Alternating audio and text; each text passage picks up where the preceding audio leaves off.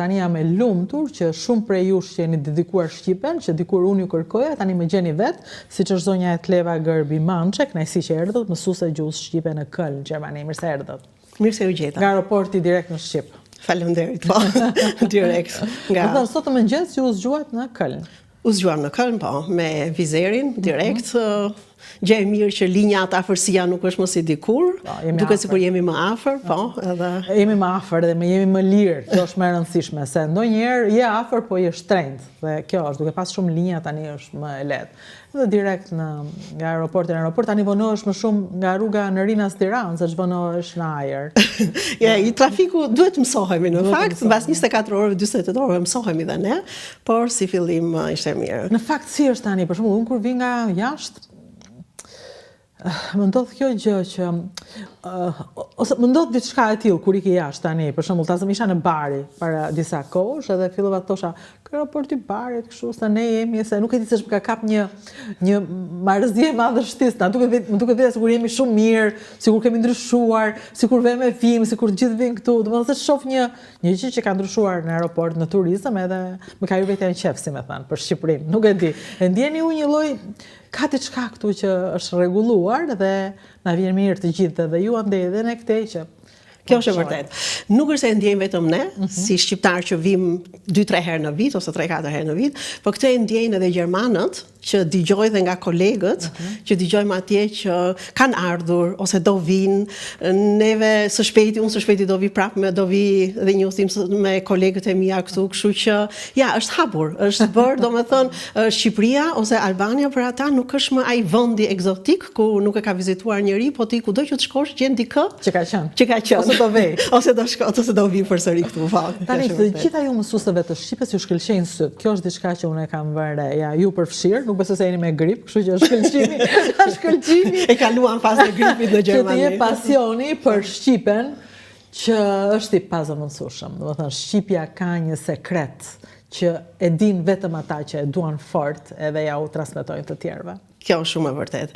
Dhe këtë e ndjej unë dhe unë e shoh dhe te kolegët e mia, të cilat në Itali dhe në Greqi punojnë vullnetarisht. Domethënë ato pavarësisht edhe në Gjermani ka disa është i ndarë domethënë sistemi shkollor në disa lande ose kantone siç e quani ju, por e shoh që është ai pasioni i brendshëm i mësuesisë që ju ka ngelur mbase të gjitha kolegëve të mia që ato edhe në fundjavë me disa orja përkushtojnë gjuhës shqipe. Sa e bukur. Vullnetarisht, sepse nuk është institucionalizuar si në Gjermani për shembull. Po, në Gjermani nuk është në të gjitha landet e institucionalizuar, jo, vetëm në 3 lande, ka dhe një iniciativë e cila ka qenë dhe dikur në Hamburg, është vetëm në 3 lande, dikur ka qenë në të gjithë Gjermaninë, po tash është vetëm në 3 lande ku është institucionalizuar, do të thotë që gjuha shqipe, ashtu si të gjitha gjuhët e tjera të nënës, përfshirë turqishten, rusishten, arabishten, italishten, greqishten, edhe gjuha shqipe është në këtë programin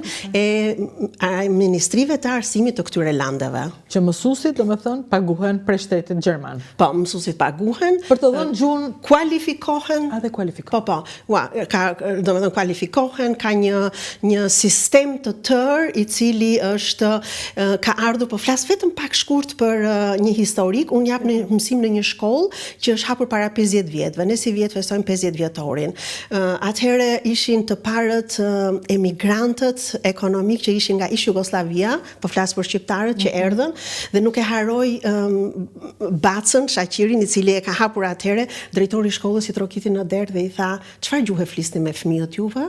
Ai tha, nga dera shtëpisë brenda shqip, nga dera shtëpisë përjashta gjermanisht. Dhe sot e kësaj dite është brezi i tretë i atyre punëtorëve të parë që kanë ardhur në vitet 70, që vizitojnë dhe kjo derë shkollës shqipe në Iskishën është e hapur akoma, që vinë brezi i tretë që mësojnë gjuhën shqipe. E atyre që nga dera e brenda flasin shqip. Sa e bukur.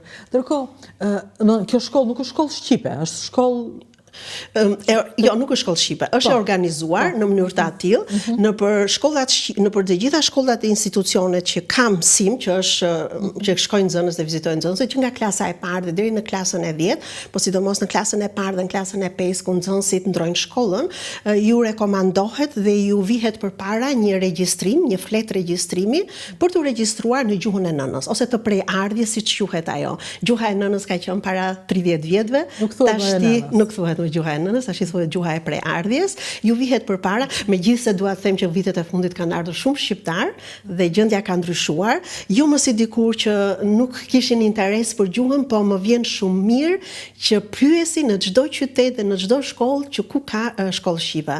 Dhe jo në çdo qytet dhe në çdo shkollë ka një gjuhë të nënës ose është gjuha shqipe aty. Kështu që një thirrje është mbas edhe për gjithë shqiptarët, të paktën aty ku ka shkollë shqipe ose aty ku ka shkolla, ta frekuentojnë këtë. Është një luksus që ju është krijuar. Ka dhe favore të tjera, ka dhe avantazhe të tjera, të cilat ja ka krijuar sistemi shkollor atje. Do të thonë nxënësit regjistrohen, prindi e regjistron dhe ai vjen një herë në javë, 3 orë, mbas dite, pas shkollës normale që ka, mbas mësimit e vjen dhe mëson. Edhe kjo është një sakrificë, sepse ta mendosh, gjithkush që është prind bën një program dhe një plan për fëmijën e tij gjatë javës. Ju jeni prind vetë. Shkon në një shkollë muzikore, mëson një vegël, shkon për të bërë notë, djemtë shkojnë që futboll, balet, piano në ato kurset, dhe këto kurset e gjuhës shqipe për ata janë fiksuar. Është një herë në javë që ata duhet të vinë nga klasa e parë deri në klasën e 10.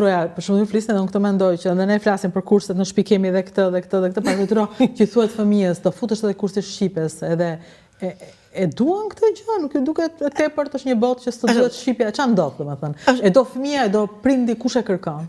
I pari është prindi. Unë jam prind vetë dhe e di shumë mirë se si do ta drejtoj fëmijën tim. E kuptoj.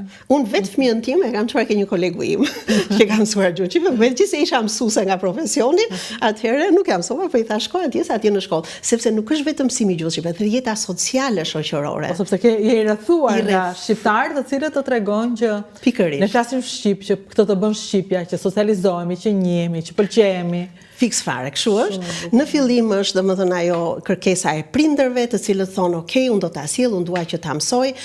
Pastaj vjen ajo domosdoshmëria e avantazheve që kanë ata, nota e kalon në dëftesë, në dëftesën gjermane. Është nota në dëftesë? Po, nota e kalon në dëftesën gjermane, në klasën e 10 jepet një provim, ashtu siç jepen gjithë provimet për matematikën, për gjermanishten dhe për anglishtën, jepet edhe provimi për gjuhën e nënës në klasën e 10 dhe ai ka një certifikat e cila kjo njihet në gjithë andeja, një certifikat. Shumë e socializuar, nuk e dija këtë gjë. Në Gjermani kaq mirë, domethënë? Në landin e Nordrhein-Westfales ka një traditë të veçantë nga të gjitha landet e tjera. Nga erdhi kjo?